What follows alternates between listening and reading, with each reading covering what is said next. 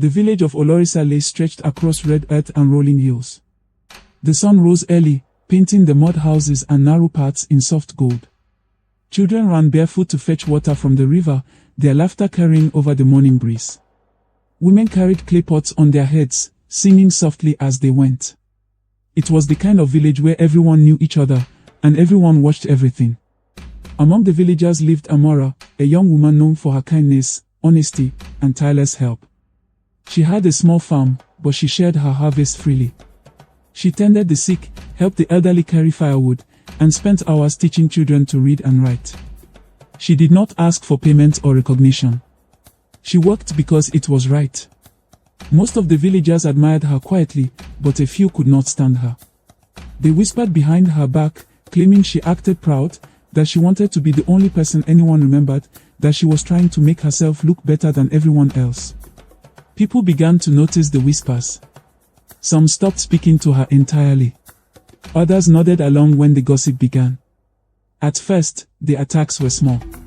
A neighbor told a lie that Amora had taken more than her fair share of water from the communal well. She had done nothing but go to the well as usual.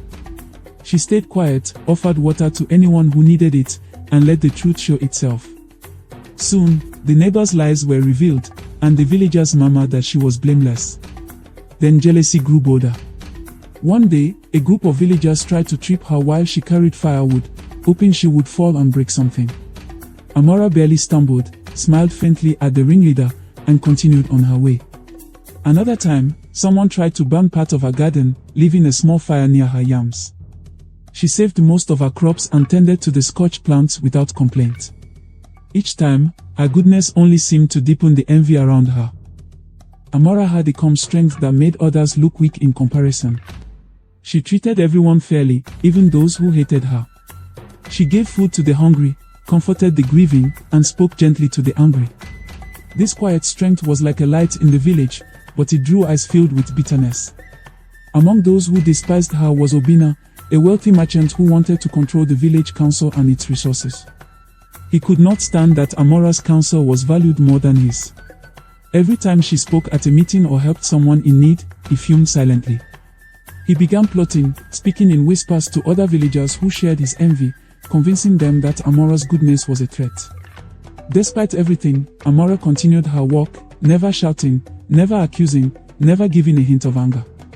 She woke each morning before the sun, sang softly while tending her crops, and went to bed late, her hands and feet sore but her heart steady.